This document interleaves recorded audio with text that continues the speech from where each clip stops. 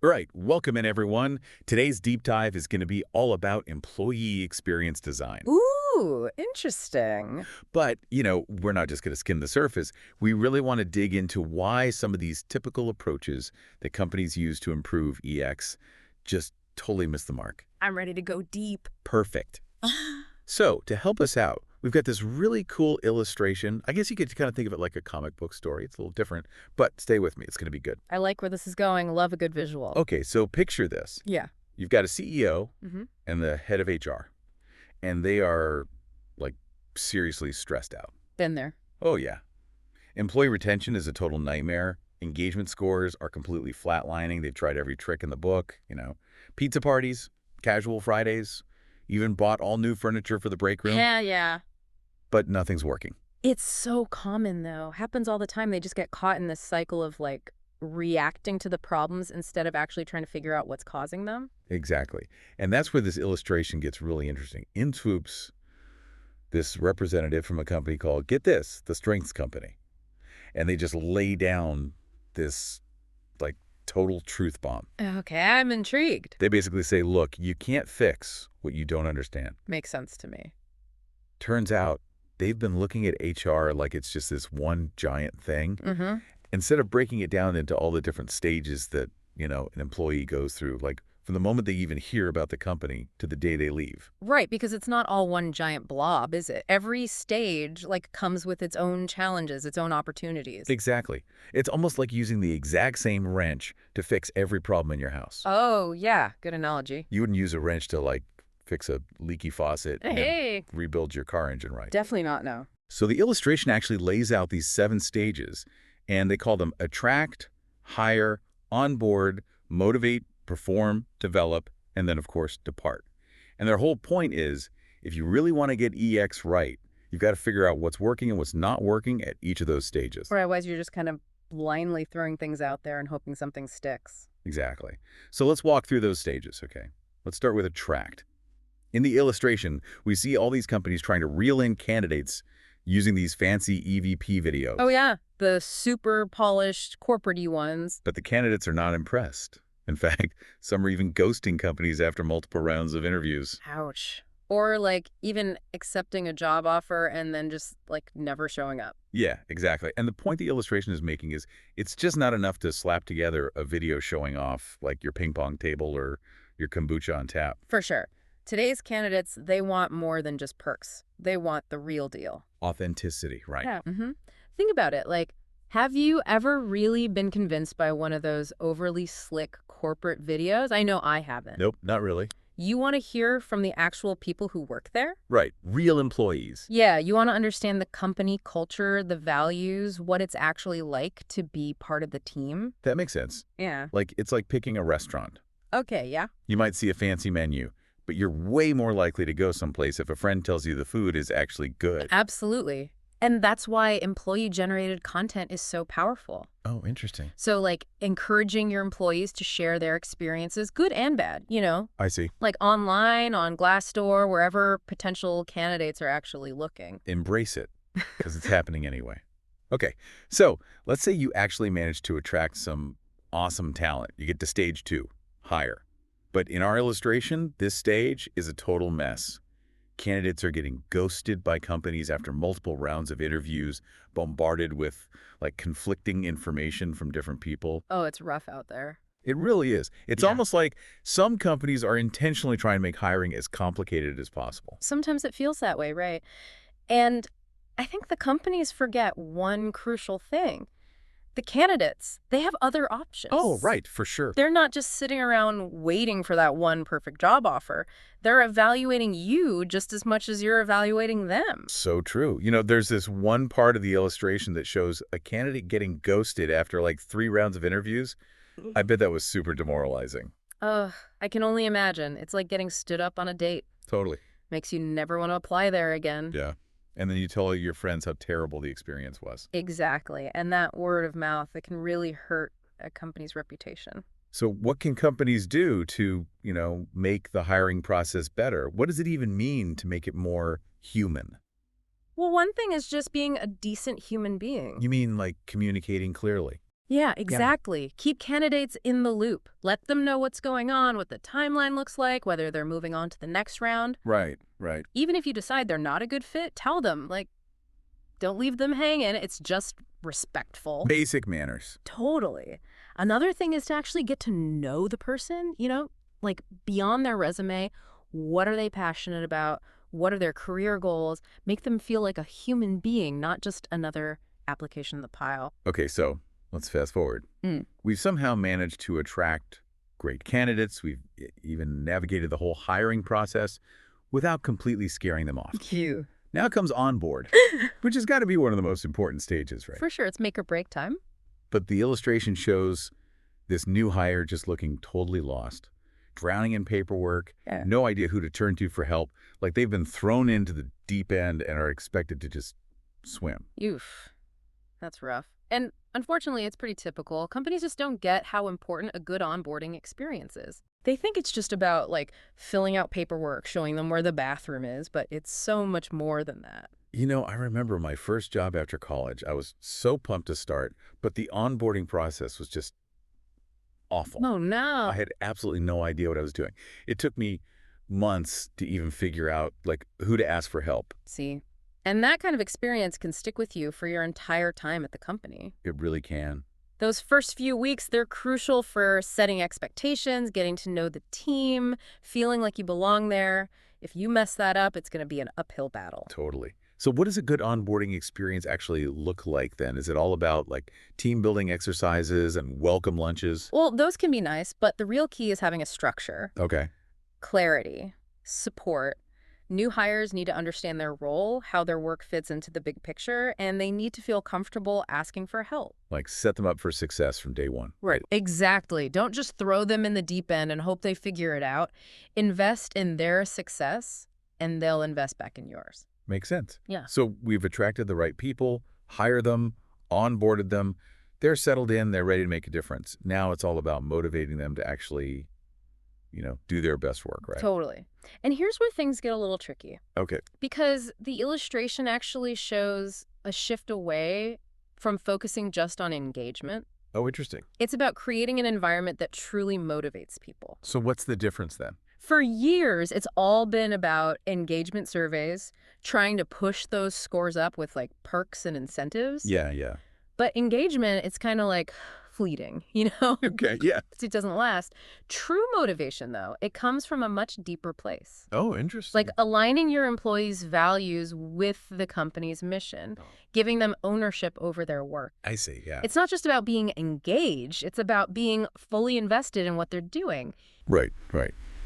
The illustration actually points out a bunch of key things about creating a motivating environment, like having a more personalized approach, coaching, opportunities for growth, feeling a sense of achievement, getting recognition, responsibility. Sounds pretty ideal, right? It does. It's about creating an environment where they feel valued, challenged, like they're actually making a difference. Okay, but how do you figure out what motivates your employees? I mean, do you just straight up ask them? Asking is definitely a good start. Okay. But you also have to pay attention. Observe what gets them excited, what challenges them, what makes them feel like they're doing their best work. Yeah. Yeah. You've got to be a good listener, a good observer. It's about understanding them as individuals, not just workers. It's like that. Individuals, not just workers. Yeah. All right, so let's shift to perform. Our trusty illustration shows a manager who's like struggling through a performance review, and the employee looks totally bored. The classic annual performance review, huh? Yeah. Ugh, those are the worst. So outdated.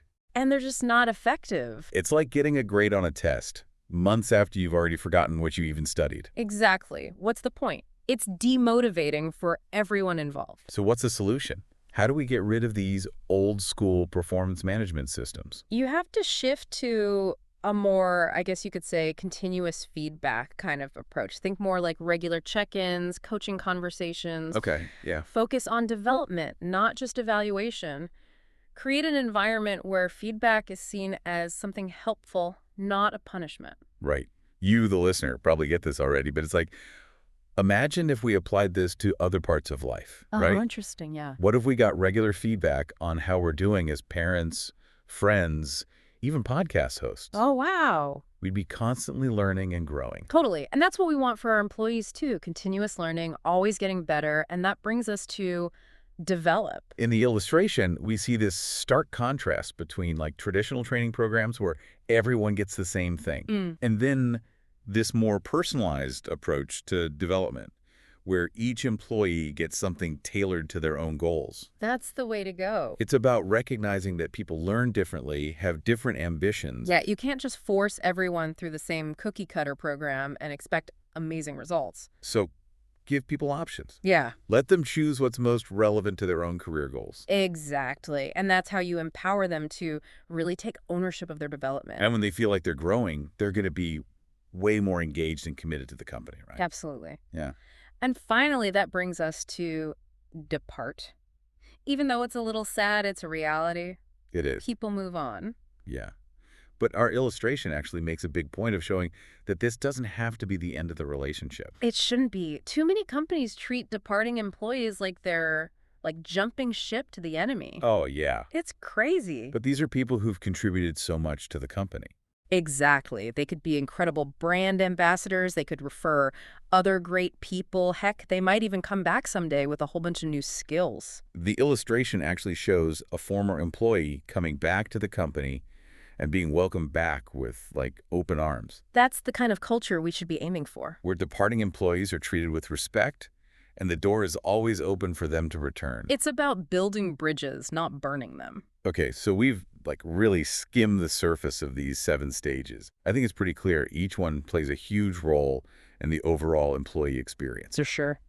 What do you say we dive a little deeper into some of the specific challenges and opportunities within each stage? I'm in.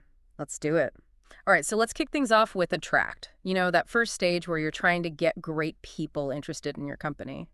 Our illustration, it shows all these companies struggling to attract good talent because they're using those, like, super generic job postings and those EVP videos. Yeah, the ones that are all like, we're a dynamic, innovative, results-driven organization. Right, like every company says the exact same thing. It's like they all have the same scriptwriter. No wonder nobody's paying attention. It's kind of like going on a first date and only talking about yourself, you know? Bragging about your accomplishments and how great you are. Not exactly setting yourself up for a second date. Nope. You've got to show some personality, let the other person see what you're really about. So how do companies do that? I mean, how do you show personality when you're trying to attract talent? Well, I think it starts with really understanding who you're trying to reach. Like, who is your ideal candidate? What do they care about? What are they looking for in a company? Okay, so figure out your audience first. Yeah, and then you can tailor your message to actually resonate with them. Makes sense. Our illustration also talks a lot about employee-generated content. Why do you think that's so effective? Think about it. Who are you going to trust more? Some random salesperson trying to sell you something, or a friend who's already using it and loves it. The friend, for sure. Yeah. Right. And that's what employee-generated content is like. It's real people talking about their actual experiences. It's like having a friend vouch for the company. Exactly. It's authentic, it's relatable, it gives you a glimpse behind the curtain. So encourage employees to share their stories, on social media, on Glassdoor, on LinkedIn. Yeah, let them be your best advocates. All right, so let's say you've done all that. You've attracted some awesome candidates. Now you've got to get them through the higher stage, which, as we saw in the illustration, can be a total minefield. Oh, it definitely can. Hiring is where a lot of companies really mess things up. Yeah, making candidates jump through hoops, tons of interviews, then just, like, radio silence for weeks. It's like they're trying to make it as difficult as possible. Almost. But here's the thing, right? Yeah. Those candidates have other options. Oh, absolutely. They're not just sitting around waiting for you to call. They're interviewing with other companies, weighing their options. So if you make the process too long or too complicated, they might just move on. Totally. You've got to treat them with respect, keep them engaged throughout the process. Remember, they're evaluating you just as much as you're evaluating them. You know that part of the illustration where the candidate gets ghosted after 3 rounds of interviews? That just made me cringe. It's awful. Nobody deserves that. It's just bad manners. Yeah. So how can companies make the hiring process better? What does it mean to make it more human? Well, first of all, communication is key. Okay, yeah. Keep the candidates informed. Let them know what's going on, what the timeline looks like, where they stand. Even if you decide not to move forward, tell them. Don't leave them hanging. Exactly. And then, actually try to get to know them as people. Beyond their resume, Yeah, what are they passionate about? What are their career goals? make them feel like a person, not just another applicant. Exactly. The hiring process is a chance to showcase your company culture, to show what you're really about. All right, let's move on to onboard. We saw that new hire looking totally lost and overwhelmed in the illustration. Yeah, poor guy. That's a classic onboarding fail. Companies often just focus on the paperwork and the logistics. Right, like here's your desk, here's the bathroom, good luck. But they forget that this is a person's first real experience as an employee at their company. It's their first impression, and those first impressions, they can really stick. A good onboarding experience can make someone feel welcome, supported, excited to be there. Exactly. And a bad one can make them feel like they made a huge mistake. So what are some key elements of a successful onboarding program? How do you create that positive first impression? Well, I think it starts with clear communication. Okay. Make sure the new hire understands their role, what they're responsible for, how their work fits into the big picture. Don't just throw a job description at them and expect them to figure it out. Right. Give them context, offer support, make them feel like they're part of something important. And then connection is huge. Yeah, that image in the illustration of the new hire sitting alone at their desk looking totally isolated. Ugh, we don't want that. We want them to feel connected to their team, to their manager, to the company culture. So assign a buddy, organize team lunches, encourage people to just chat and get to know each other. Totally. Create a welcoming and inclusive environment. And then, of course, don't forget about ongoing support. Right, onboarding isn't a one-time thing. It's an ongoing process. Check in regularly, offer feedback, provide opportunities for growth and development. Exactly. Onboarding is an investment, and it's one that pays off big time in the long run. Okay, so we've attracted our superstar, hired them, onboarded them, they're feeling good, they're connected. Now it's time to motivate them. And we talked about this a bit earlier, but it's about more than just perks, right? Way more. It's about creating a work environment where people actually want to do their best. Yeah, where they feel valued, challenged, and empowered. The illustration highlighted the importance of a personalized approach to motivation. What does that actually look like in practice? It's about recognizing that what motivates one person might not motivate another. Okay, yeah. Some people are driven by recognition, some by autonomy, some by a sense of purpose. So you got to figure out what makes each person tick. Exactly. But how do you do that? Do you just ask them? Asking is always a good start, but you also have to pay attention, observe what gets them excited, what challenges them, what makes them feel fulfilled. Be a good listener, a good observer. Yeah, and create a culture where people feel comfortable sharing their thoughts and ideas. That image in the illustration of the manager having a one-on-one with the employee, they both look so engaged. That's the power of open communication, of building trust and collaboration. So ditch those awful annual performance reviews and have regular, meaningful conversations instead. Exactly. Make feedback a regular part of your culture. All right, next up is perform. And the illustration shows a team working together so smoothly, like a well-oiled machine. Ah, the dream team. That's what we all want, right? A high-performing team where everyone's on the same page working towards the same goal. But how do you get there? What are the secrets to building a high-performing team? Well, I think it starts with clarity. Okay. Everyone needs to understand what they're working towards and why their work matters. No one wants to feel like they're just spinning their wheels. Right. And then psychological safety is huge. What do you mean by that? It's about creating an environment where people feel comfortable speaking up, sharing their ideas, even making mistakes. Without fear of judgment or punishment. Exactly. Psychological safety is essential for innovation, creativity, and ultimately, high performance. Makes sense. And don't forget to celebrate the wins along the way. Oh, absolutely. Recognition is so important. Acknowledge people's contributions, show your appreciation. Even a simple thank you can go a long way. All right, let's talk about develop. The illustration shows it as this exciting journey of growth and learning. And that's exactly what it should be. It's not just about sending people to training courses. It's about creating opportunities for them to expand their skills, explore their interests, and grow their careers. The illustration shows all kinds of different development opportunities, mentoring, coaching, online courses, conferences. There are so many ways to learn and grow. And it's about giving people options, letting them choose what's right for them. Live and take ownership of their development. Exactly. And remember, development is an ongoing process. It's not a one-time thing. It's a continuous journey. Exactly. All right, finally, let's talk about departs. And as we saw in the illustration, it doesn't have to be the end of the relationship. It definitely shouldn't be. So many companies treat departing employees like they've betrayed them. Like they're the enemy. Yeah, but it's just silly. These are people who've contributed so much to the company. Right. They could be amazing advocates for your brand. They could refer great candidates. They might even come back someday with a whole new set of skills. Boomerang employees. Exactly. The illustration shows a former employee returning to the company and being welcomed back with open arms. That's what we want, a culture where departing employees are treated with respect and the door is always open for their return. So how do you create that kind of culture? What does it mean to have an employee experience recovery strategy? It's about recognizing that departures are a natural part of the employee life cycle. People move on for all sorts of reasons. Exactly.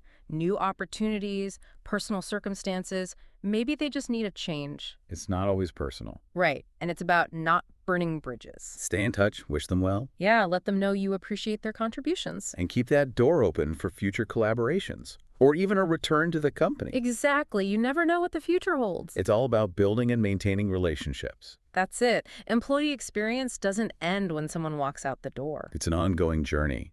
So think back on your own experiences, working at different places.